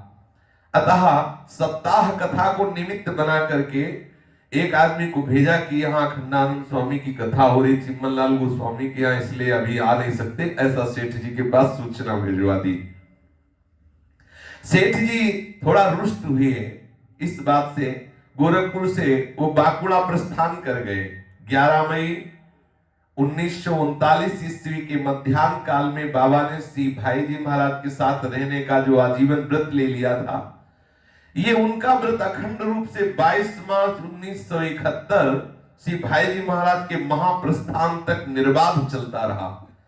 इस नियम में एक ही निष्ठा थी कि सूर्योदय से दूसरे दिवस के सूर्योदय के बीच में बाबा को एक बार श्री भाई जी महाराज के वृंदावन धाम स्वरूप उनके शरीर के दर्शन अवश्य करने हैं, ये नियम था। जिस दिन इस दर्शन में व्यवधान होगा उस दिन उनका व्रत खंडित हो जाएगा, क्योंकि सचल वृंदावन स्वरूप भाई जी महाराज उनसे विलग हो जाएंगे। इस नियम में अनेक बार बड़ी बड़ी परीक्षाएं, बाधाएं आई। ये अनुबंध श्री भाई जी महाराज एवं बाबा के मध्य अति गोपनीय था, इस बात को कोई अन्य नहीं जानता था। इसका प्रचार होना तो भाई जी महाराज को ना तो अभिप्रेत था, ना ही बाबा को ही, क्योंकि संसारी लोग उपहास करेंगे, संसारी लोग थोड़ी मानेंगे भाई जी का शरीर वृंदावन धाम का साक्षात स्वरूप है। इस निष्ठा की गरिमा का उनका श्रद्धाहीन मन कल्पना भी नहीं कर सकता था। हाँ, पूज्य भाई जी महाराज की धर्म पत्नी और कुछ अंतरंग लोग इस संकल्प को जानते थे। 32 वर्ष के दीर्घ काल मान में अनेक बार बहुत सी बाधाएं आई। अगणित बाधाओं के आने के उपरांत भी प्रभु प्रसाद से बाबा की अदम्य निष्ठा, उनका संपूर्ण संकल्प अखंड निर्वाह हुआ। विपत्तियां तो आई, बाधाएं तो आई। एक बार श्री सेठ जयदयाल गोविंदका जी गोरखपुर आए हुए थे। श्री घनश्याम दास जी जालान, जो यावत जीवन सेठ जी के दाहिने हाथ के समान अनन्य सहयोगी रहे, उनके ही घर साहबगंज में श्री गोविंदका जी ठहरे हुए थे। अचानक सेठ जी की तबीयत खराब हो गई। हम आगे कह चुके हैं कि सेठ जी के प्रति श्री भाई जी महाराज गुरु जैसा भाव रखते थे। उच्च कोटि के सिद्ध संत सेठ जी थे। जयसीडीह में उनके ही सानिध्य में भाई जी को भगवत दर्शन पहला हुआ, जयदयाल गोविंदका जी के सानिध्य में। सेठ जी अंग्रेजी एलोपैथी की दवाएं तो स्पर्श नहीं करते थे और आयुर्वेदिक में भी रस औषधि नहीं लेते थे। वे मात्र काष्ठ औषधि लेते थे, जो काष्ठ से बनती है। वैद्यों ने बड़ा उपचार किया, लेकिन सेठ जी का स्वास्थ्य बिगड़ता चला गया और भाई जी महाराज मध्याह्न के समय साहबगंज गए।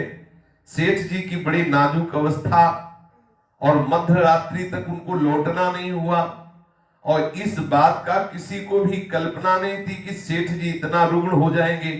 और भाई जी महाराज को वहीं रुकना पड़ा सेठ जी की अस्वस्थता के कारण। और यदि इसका तनिक भी आभास होता तो जाने के समय बाबा से मिल लेते तो 24 घंटे का नियम पूरा हो जाता। जाने के समय मिले नहीं, वो अभी गए, मिल के वापस आ जाएंगे। और वहां उनका स्वास्थ्य बिगड़ा तो वो रुक गए। पोदार महाराज के जाने से पूर्व भेंट कर लेते और उस दिवस का नियम पूरा हो जाता। अब तो यदि सूर्योदय के पूर्व पोदार महाराज से मिलन नहीं हुआ तो ये बाबा का नियम टूट जाएगा। और सेठ जी की रुग्णता गीता वाटिका में भी सभी का मन अतिशय व्यग्र हो रहा था कि सेठ जी बहुत बीमार हो रहे हैं और इधर भाई जी उनकी बीमारी में लगे हुए हैं और बाबा का नियम टूट जाएगा। अगर कितनी समस्या होती है किसी नियम को पूर्ण करने में। पूरा वातावरण बाबा से चिंतित हो गया कि अगर भाई जी नहीं मिले, सुबह हो गया, अर्धरात्रि हो चुकी है, अगर भाई जी नहीं मिले तो बड़ा गड़बड़ हो जाएगा। बाबा का नियम टूटा, हो सकता है बाबा शरीर छोड़ दे, बड़े नियम वाले।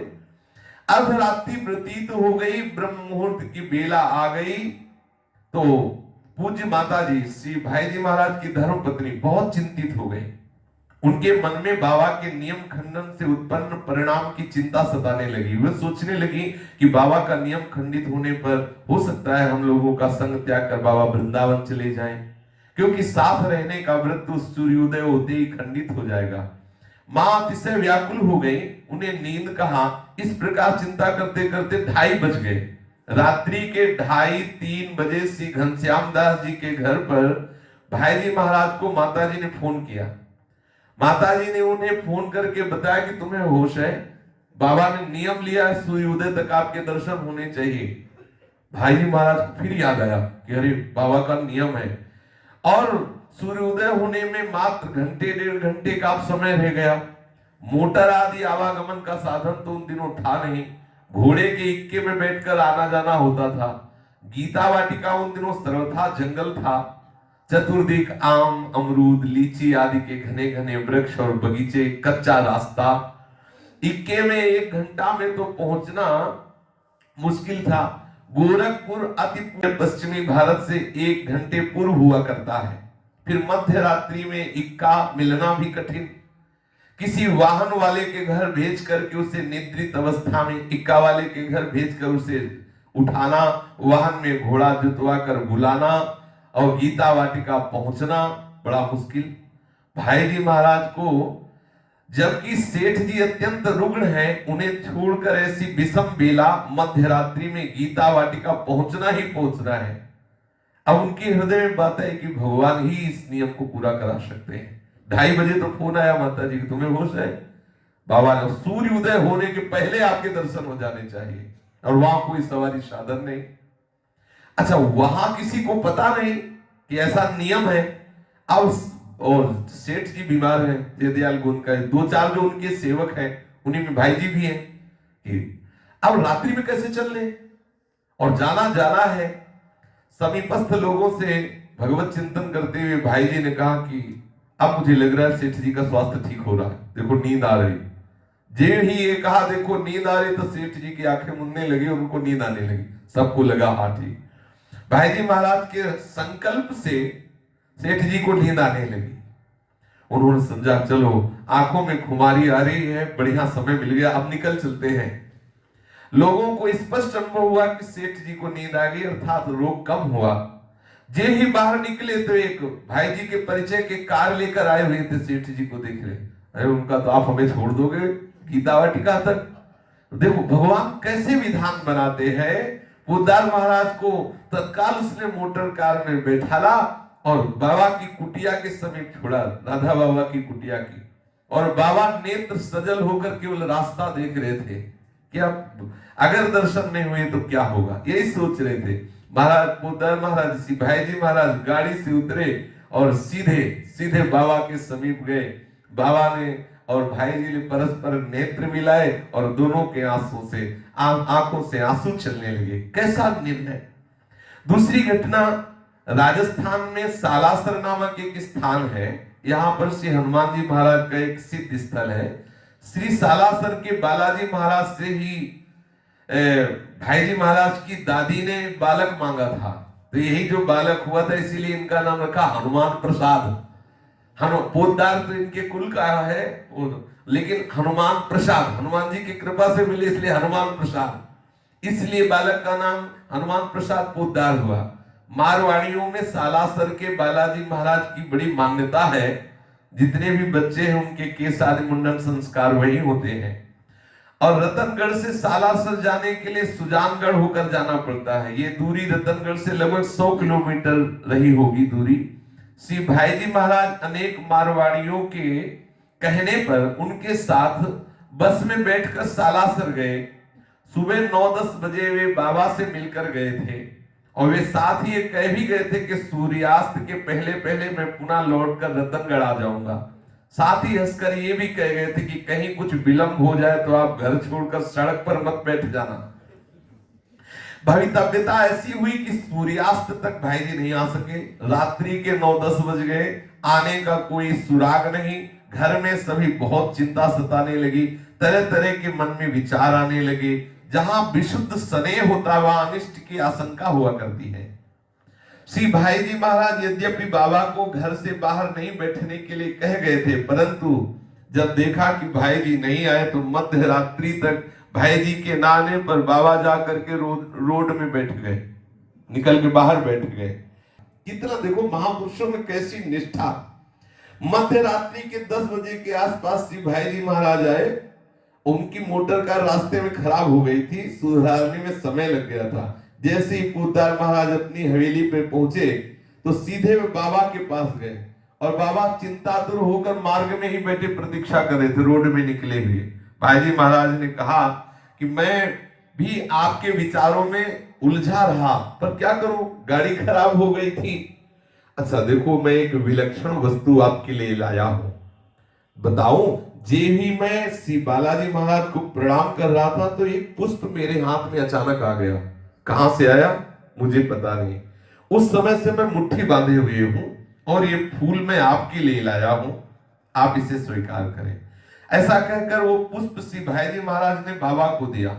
जो ही बाबा के हाथ में पुष्प गया, अपराकृत सुगंध, बड़ी विलक्षण सुगंध, पूरा कक्ष बाबा का उस दिव्य सुगंध से भर गया और बड़ी ही मदमाती सुगंध। जो ही वो पुष्प बाबा ने हाथ में लिया कि एक दिव्य परिवर्तन, बाबा के सामने संपूर्ण लोक अंतर ध्यान हो गया, दिव्य चिन्मय वृंदावन प्रकट हो गया। उस स्थिति में बाबा पलथी मारे बैठे हुए थे और भाई जी ने जो पुष्प दिया, उस पुष्प का प्रभाव कि 5 घंटे तक बाबा दिव्य वृंदावन में रहे। 5 घंटे तक शरीर शुद्धि नहीं, बस वो पुष्प लेते ही समाधिस्थ हो गए। 5 घंटे तक दिव्य वृंदावन की वो सुंदर पुष्प लता वनस्थली, वो वृंदावन की झाड़ियां, वो वृंदावन की सुंदर वीथियां, ऐसी शोभा का दर्शन करते हुए समाधिस्थ रहे। ऐसी शोभा बिखर रही थी जो कभी देखी सुनी नहीं, सभी एक से एक बढ़कर सुंदर। बाबा उस समय ना तो स्वप्न देख रहे थे और ना ध्यान कर रहे थे, पूर्ण जागृत उस पुष्प का चमत्कार। और ऐसी जागृत अवस्था में समाधि, मानो ना जागृत है, ना स्वप्न है, ना सुसुप्ति है, वो तुरीय अवस्था है। 5 घंटे तक बाबा अपराकृत दिव्य लीला का दर्शन करते रहे। ये देहातीत स्थिति श्री भाई जी महाराज के द्वारा दिए हुए पुष्प के द्वारा प्रकट हुई। लोग देखकर भी नहीं देख पाते थे कि बाबा के गुरुदेव श्री पोद्दार महाराज में कितनी अनंत शक्ति है। इसी प्रकार एक बार स्वर्गाश्रम में डालमिया कोठी में बाबा ठहरे हुए थे। उस दिवस श्री पोद्दार महाराज उनसे बिना मिले हरिद्वार अन्यत्र चले गए। श्री भाई जी महाराज की प्रतीक्षा करते करते सायंकाल हो गया। बाबा एवं परिवार के सभी जन बड़े चिंतित हो गए। बाबा कोठी से बाहर आकर दालान में बैठ गए। उस दिवस भी यही निर्णय हुआ कि मध्याह्न के पूर्व यदि भाई जी महाराज नहीं आए तो बाबा गंगा किनारे चले जाएंगे। संध्या काल के पश्चात भाई जी महाराज का फोन आ गया कि हरिद्वार से चल पड़े हैं, ऋषिकेश पहुंचने वाले। लगभग रात्रि में 9-10 बजे डालमिया कोठी में पहुंचे और बाबा से मिले, बाबा को हृदय से लगा लिया। ये निष्ठा का चमत्कार। श्री भाई जी महाराज में अपूर्व सामर्थ्य थी। उन्होंने प्रभु श्री कृष्ण से ऐसी याचना की थी कि आप हम पे एक कृपा कर दें कि कोई हमारी स्थिति को संसार में जान ना पावे। जैसे भरथरी जी से जब भगवान शंकर प्रसन्न हुए तो उन्होंने एक वरदान मांगा था कि हमें कभी सम्मान न मिले, कभी सम्मान से भिक्षा न मिले। चक्रवर्ती सम्राट भरथरी जी भगवान से वरदान मांगे थे कि हमें कभी सम्मान न मिले, कभी सम्मान से भिक्षा न मिले। ऐसे भाई जी ने श्री कृष्ण से एक वरदान मांगा था कि हमारी महिमा को कोई जान न पावे। आत्म महिमा की यथार्थता को छिपाए रखने के लिए वे ऐसा आचरण कर बैठे थे जिससे सबको लगता है ऐसी स्थिति कैसे हो सकती है। अति विषमतापूर्ण व्यवहार कर देते, स्वतः हो जाता कि लोग उन्हें संत मानने में संदेह कर बैठते, ऐसा कर देते। फिर उनके स्थूल कलेवर में साक्षात प्रभु नंदनंदन महारस घन मूर्ति रसराज श्री कृष्ण अपने धाम से विराजमान है, इसकी तो कोई कल्पना भी नहीं कर सकता था। ऐसा वो लीला कर देते थे। परंतु सत्य सत्य का भी परम एवं चरम सत्य था कि उनके स्थूल पांच भौतिक कलेवर को पूज्य राधा बाबा ने देखा, अपरिसीम महत्व देखा। उनके जाड़े के दिन थे, राजस्थान में रतनगढ़, चूरू, लोहारू आदि स्थान में अतिशय शीत का प्रभाव होता है। जाड़े की दिसंबर जनवरी में भीषण शीत लहर चल रही थी और भाई जी महाराज को रतनगढ़ से दिल्ली जाना था। अगर कई दिन के लिए जाना होता तो बाबा को लेकर साथ चलते थे। बीकानेर से दिल्ली मेल रात्रि को लगभग 10 बजे रतनगढ़ पहुंचती है और बाबा के शरीर में रक्त की कमी थी, अतः उन्हें ठंडी बहुत अधिक लगती थी। शीत ऋतु में वो उबलते हुए गर्म पानी की रबर की बोतल साथ रखते थे शरीर को गर्म करने के लिए, तब जाकर उनकी कहीं शीत रुकती थी। ओढ़ने के लिए चार बहुत ही गर्म कंबल रखने पड़ते थे। यात्रा में कंबल तो साथ थे परंतु गर्म पानी की रबर की बोतल ठंडी हो गई। इधर रेलगाड़ी पूरी तेजी से चल रही थी और बाबा प्रायः ऊपरी वाली सीट में लेटते, क्योंकि स्थूल शरीर मोटा शरीर होने के कारण भाई जी नीचे वाले उसमें होते और बाबा ऊपर वाले शयन के लिए। तो नीचे के बर्थ पर श्री भाई जी महाराज, डिब्बे की खिड़कियां बंद, फिर भी इतनी सर्दी थी कि बाबा का शरीर कांपने लगा। बाबा के पैर तो इतने ठंडे हो गए कि जैसे रक्त जम गया हो। भाई जी महाराज की दृष्टि गई बाबा के चरणों पर कि नीलिमा अर्थात इनका रक्त जाम हो रहा है। तुरंत उन्होंने एक ही शुद्ध काश्मीरी पश्मीना की चादर लिए हुए थे भाई जी, और 4 कंबल बाबा के शरीर पे। बाबा के पैरों को भाई जी ने अपनी उसी चादर से ढक दिया और ऐसे सहलाने। बाबा ने देखा कि भाई जी महाराज तो जो ओढ़े हुए चादर थे वो भी हमारे चरणों में ऐसा। तो बाबा जोर से बोले, ये ठीक नहीं, ये ठीक नहीं है। ये जो गरम चादर है ये आप मुझे उड़ा देंगे तो आप क्या उड़ेंगे? देखो हम तो 4 कंबल ओढ़े हुए हैं। भाई जी महाराज बहुत दुलार करके बोले, बाबा मेरा कुछ नहीं बिगड़ता, मुझ पर तो ये ठंडी और गर्मी या किसी भी ऋतु का कोई प्रभाव नहीं पड़ता। श्री कृष्ण कृपा से कोई प्रभाव नहीं पड़ता। देखो बताए, असली बात तो यह है कि मैं स्वयं ठंडी हूं तो ठंडी को ठंडी लगेगी नहीं, समझ रहे ना कि मैं स्वयं ठंडी हूं, आत्मस्वरूप ठंडी है तो ठंडी को ठंडी लगे नहीं। मैं स्वयं शीत हूं तो क्या शीत को शीत थोड़ी पीला देगी? ये सब मेरा कुछ नहीं बिगाड़ सकते। और दूसरी बात, अगर ऐसा ना मानो तो मैं ठंडी का दृष्टा हूं, भोगता नहीं।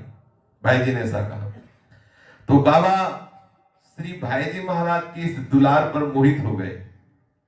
उन्होंने उनकी चादर उतारी और कहा, ये आप लीजिए। और दृष्टा बनने की योग्यता हमें बहुत पहले प्राप्त हो गई थी। राधा बाबा ने कहा कि अगर ज्ञान की बात करो तो दृष्टा बनने की योग्यता हमें बहुत पहले प्राप्त हो गई थी। और बाबा ने अपने कंबल और सब कपड़े उतार के रख दिए और बोले, देखो अगर आप अपनी लोई उतार सकते हो तो हम सब कपड़े उतार के दृष्टा भाव से हम सर्दी को सह सकते हैं। हाँ, और ट्रेन में ही दृष्टा बनने की योग्यता मुझे बहुत पहले से प्राप्त है। बाबा ने अपने सब कपड़े उतार दिए और जो शरीर कंपायमान हो रहा था वो बंद हो गया। बोले, देखो क्या शीत का प्रभाव मेरे ऊपर लग सकता है? पर भाई जी ने कहा, अच्छा हो गया, अब अपने कपड़े पहन लीजिए और कंबल। भाई जी हंसने लगे, दोनों रात्रि भर फिर उतर कर एक सीट में ही बैठ गए और एक दूसरे को, कितना प्यार, ये है भगवत स्वरूप। दोनों दोनों के लिए सहज सभी कर त्याग, सुखद परस्पर बन रहे, छलक रहा अनुराग। संसार में बहुत लोग ऐसे होते हैं जिन्हें संन्यास वस्त्र धारण करने मात्र से सम्मान मिलने लगता है, पूजा मिलने लगती है, और वो अपने को समझ लेते हैं कि मैं इस सम्मान के योग्य हूं, परंतु ये ठीक बात नहीं है। हमारे हृदय में जब तक वास्तविक बोध न हो तब तक हमें सम्मान से बचते रहना चाहिए। सच्चा अधिकारी वो नहीं है जो सम्मान को स्वीकार करता है। बाबा सच्चे वैरागी तीव्र भगवत भक्ति के उपरांत भी जहां कहीं सम्मान मिलता तो बचने की चेष्टा करते हो, घोर अपमान बाबा को प्राय भगवान की कृपा से मिलता रहता था। बाबा के जीवन में देखा कि वैसे बाबा क्या बड़े बड़े महापुरुषों के जीवन में देखा गया है कि ये अपमान की लीला मिलती ही रहती है। 2-4 बार तो ऐसे अपमान मिले जो सहना मुश्किल होता है, सच्ची साधुता के बिना नहीं सहा जा सकता। एक बार बाबा जयदयाल डालमिया के साथ देहरी आम सोन गए हुए थे और श्री पोदार जी महाराज वहीं थे। लगभग 4 बजे सायंकाल बाबा का स्वभाव था घूमने का, भगवत चिंतन करते हुए घूमना। रतनगढ़ राजस्थान में 4 बजे घूमने वो जाया करते। डालमिया जी बाबा ने पूछा उनसे कि यहाँ कोई घूमने लायक स्थान है, क्योंकि भाई जी वहां गए हुए थे, भाई जी के साथ इनको भी जाना होता, जहां 2-4 दिन वाली बात होती। तो उन्होंने बताया कि यहाँ सामने एकदम नहर है, एकांत स्थान है, आप घूम सकते हैं। जिस दिशा की ओर ये स्थान बताया गया था बाबा उधर घूमने चले गए। अब जिस कोठी में भाई जी महाराज रुके हुए थे उसी में बाबा भी ठहरे हुए थे। वहां के दरबान की ड्यूटी बदल गई। जब बाबा निकले तो दूसरा दरबान था, और जब आए तो दूसरा दरबान। सेठों के यहाँ बदलते रहते हैं, 8-8 घंटे या 12 घंटे जो भी हो। देखा कि एक पतला सन्यासी और आ रहा है। जे ही बाबा बाहर से लौट करके मुख्य द्वार में कोठी में प्रवेश करने लगे तो नेपाली गोरखा गेटमैन था जो नया, जब निकले थे तो दूसरा था, अब जो आए तो दूसरा नेपाली गोरखा। और बाबा मौन। तो बाबा जी अंदर प्रवेश करने लगे तो उसने बाबा से पूछा कहां जा रहे हो क्या। उसको तो पता नहीं था कि बाबा अंदर भाई जी के साथ आए हुए हैं, बड़ा सम्मान है बाबा का। बाबा ऐसे कहते तो उसने धक्का मारा, फिर भी बाबा अंदर। तो बाबा को कस के धक्का, इतना जोर से धक्का मारा कि रोड में गिर गए। गर्दन पकड़ी और ऐसे रोड अभद्र बोलता हुआ ऐसे सड़क में बाबा को, मतलब ऐसा लगता था कि कोई पागल, ऐसे भिखारी बाबा जी है। इसलिए उस नेपाली गोरखा ने बाबा को कस के मारा और धक्का दिया और रोड के किनारे गर्दन पकड़ के ऐसे। अब नेपाली गोरखा द्वारा ऐसा किए जाने पर भी बाबा मुस्कुराते रहे। कोई विकृति, कोई उच्च नीच भाव नहीं आया। जैसी मुस्कान पहले वैसी मुस्कान थी। अब उनको यह था कि कहीं अगर हम गए नहीं और अंदर से कोई निकल आया, इसका ये व्यवहार देखा तो इसकी मतलब नौकरी ही चली जाएगी, क्या करें। बाबा फिर अंदर घुसने को करते तो फिर वो मारता धक्का मार के ऐसे। अब बाबा ने सोचा कोई उपाय तो है नहीं, तो एकांत में जाकर रोड के किनारे बैठ गए। और वहां गाड़ियां निकलती, ईंट से लदी हुई बैलगाड़ियां, बैलों के खुर की धूल बाबा के ऊपर पड़े। आधा घंटा वहां बैठे, घुसने नहीं दिया अंदर। इस अवधि में वो नेपाली गोरखा 3 बार बाबा के पास आया और बैठे में पे धक्का मारा और गाली दिया। वहीं बैठे थे पास में ही, तो आया। अब तो गेट में नहीं घुस रहे तो भी मार रहा है, गाली दे रहा है, हे बाबा जी तू यहां बैठा है। ऐसा राधा बाबा हंस देते, देखो कैसा।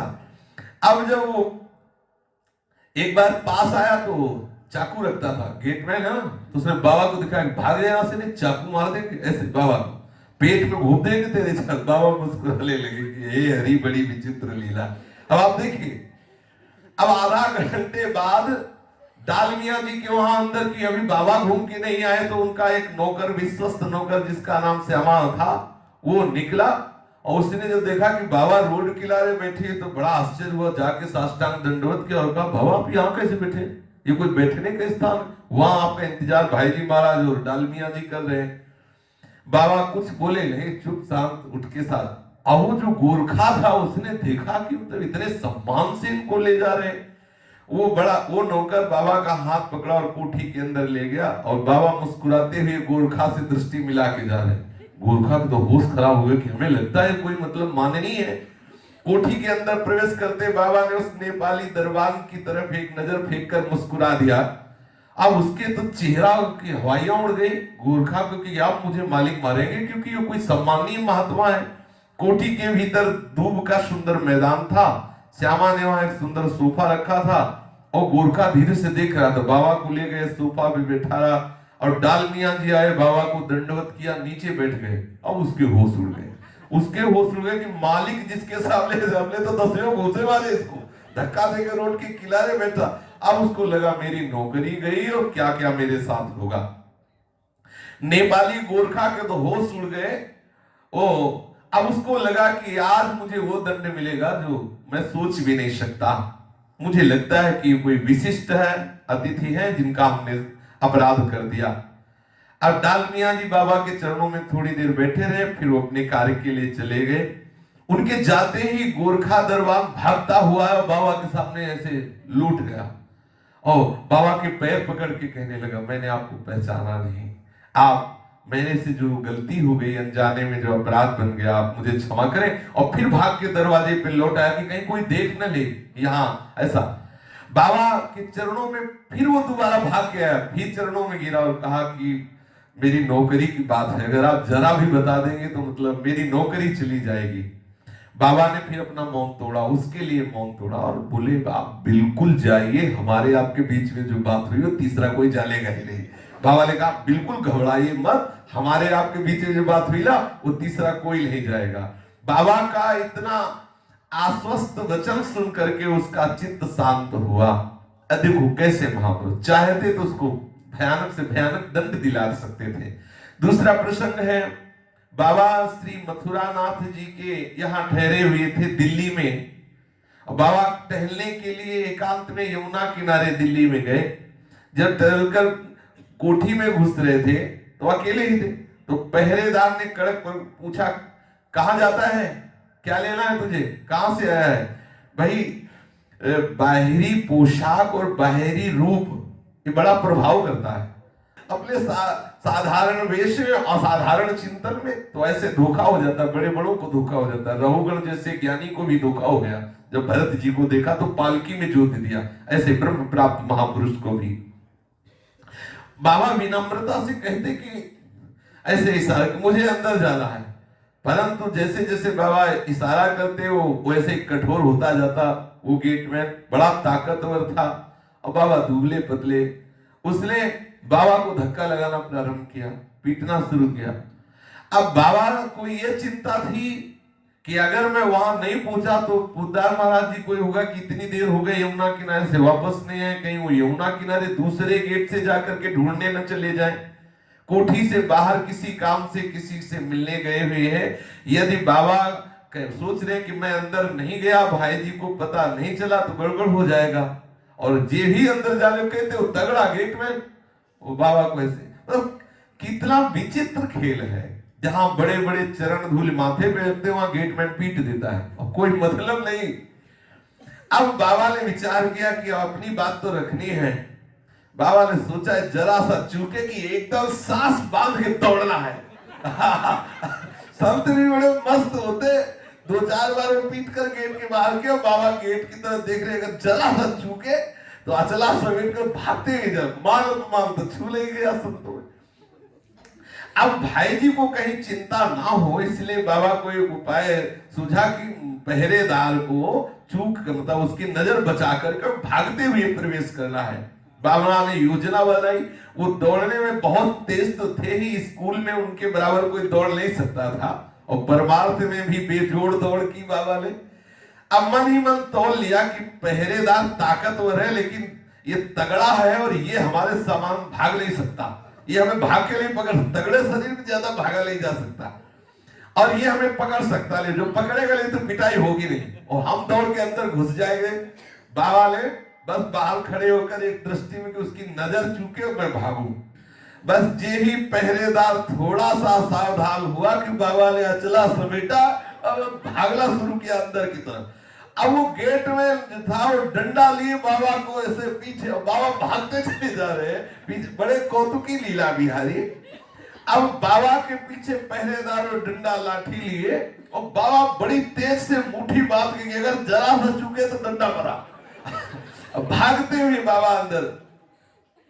अब जब बाबा अंदर पहुंचे तो मथुरानाथ जी जो उस कोठी के मालिक थे वो खड़े हो गए, और बाबा को और जब वो हाथ जोड़े मथुरानाथ जी खड़े हुए तो उस गेट में ने देखा तो छुप गया वो। बाबा ने पीछे मुड़ के देखा तो कोई नहीं था, तो हाँफ रहे थे। तो उन्होंने कहा महाराज मतलब आप दौड़ क्यों रहे हैं? तो बाबा हंस दिए, कुछ बोले नहीं। तब तक वो पहरेदार दिखाई दिया उन सेठ जी को कि वो कैसे, तो उससे पूछा कि कैसे यहाँ, तो कैसे गेट से आता? तो उसने पूछा कि ये साधु कौन है? सेठ जी ने कहा ये हमारे गुरु स्वरूप हैं, हमारे यहाँ घर आए हैं। तो बेचारा मुंह लटका करके वो वापस चला गया, और बाबा ने इशारे से उससे कहा कि आप निश्चिंत रहो, कुछ कहेंगे नहीं, ऐसा निश्चिंत रहो, कुछ कहेंगे। ये महापुरुषों में मान अपमान का सर्वथा अभाव, ये मान अपमान में उलझा हुआ प्राणी कैसे जान सकता है कि महापुरुष जन किस ऊंचाई में होते हैं? जब मान अपमान से थोड़ा ऊपर उठे तो उनके दिव्य भावराज में हमारा प्रवेश हो, फिर हम जान सके। शेष चर्चा की। श्री राधा वल्लभ लाल की जय। जय जय श्यामा, जय जय श्याम, जय जय श्री वृंदावन धाम। जय जय श्यामा, जय जय श्याम, जय जय श्री वृंदावन धाम। पावन राधे दीवाना, पावन राधे दीवाना, पावन राधे दीवाना, पावन राधे दीवाना, पावन श्री वृंदावन धाम, पावन श्री वृंदावन धाम। जय जय श्यामा, जय जय श्याम, जय जय श्री वृंदावन धाम। जय जय श्याम, जय जय श्याम, जय जय श्री वृंदावन धाम। आए हैं जोड़ी अभी चल अभिराम, ये जोड़ी अभी चल अभिराम। आए गए विराज हुआ टोया, प्यारी हृदय विराज हुआ टोया। जय जय श्यामा, जय जय श्याम, जय जय श्री वृंदावन धाम। जय जय श्यामा, जय जय श्याम, जय जय श्री वृंदावन धाम। जय राधे श्री राधे, राधे राधे श्री राधे। जय राधे श्री राधे, राधे राधे श्री राधे।